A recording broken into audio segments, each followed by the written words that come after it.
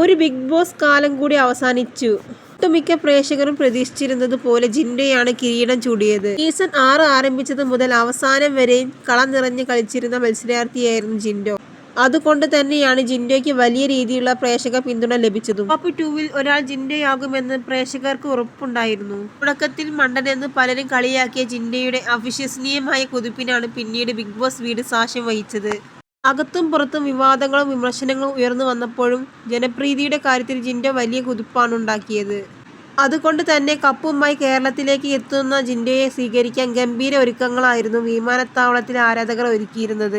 കപ്പും നെഞ്ചോട് ചേർത്ത് ആരാധകർക്ക് മുന്നിലെത്തി സ്വീകരിക്കുന്ന ജിൻഡോയുടെ വീഡിയോ സോഷ്യൽ മീഡിയയിൽ എല്ലാം വൈറലായിരുന്നു. ബിഗ് ബോസിൽ വെച്ച് തന്റെ കുടുംബത്തെക്കുറിച്ചും തന്റെ ജീവിത സാഹചര്യത്തെക്കുറിച്ചും ജിൻഡോ വെളിപ്പെടുത്തിയിരുന്നു. ഒരിക്കൽ വിവാഹിതനായ വ്യക്തിയാണ് ജിൻഡോ. എന്നാൽ ആ വിവാഹബന്ധം അധികകാലം നീണ്ടു നിന്നില്ല.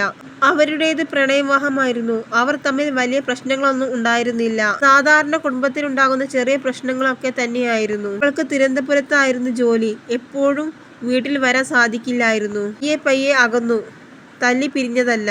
രണ്ടുപേരും പൂർണ്ണ സമ്മതത്തോടെ പിരിഞ്ഞു എന്നാണ് അമ്മ മുമ്പൊരിക്കൽ ജിൻഡോയുടെ വിവാഹ ജീവിതത്തെക്കുറിച്ച് പറഞ്ഞത്. ഇപ്പോൾ ജിൻഡോ മറ്റൊരു വിവാഹത്തിനായുള്ള ഒരുക്കത്തിലാണ്.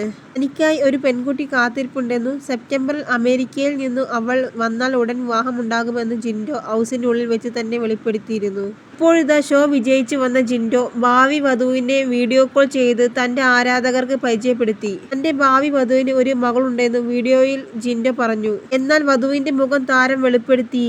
ശബ്ദം മാത്രമാണ് ആരാധകർക്ക് കേൾക്കാൻ സാധിച്ചത്. ജിൻഡോയുടെ ഗേൾഫ്രണ്ടിനെ ആദ്യമായി ലൈവ് വീഡിയോയിൽ കണ്ടപ്പോൾ ആരാധകർ ആർപ്പ് വിളിക്കുകയായിരുന്നു. ഒരു മകളുണ്ട് അവൾക്ക്. നക്ഷത്ര എന്നാണ് മകളുടെ പേര്. ഇവിടുത്തെയും ഇവിടുത്തെയും ടൈം വ്യത്യാസമുണ്ട്. അവൾ ഇപ്പോൾ അവിടെ ഉണർന്നിട്ടേ ഉള്ളൂ.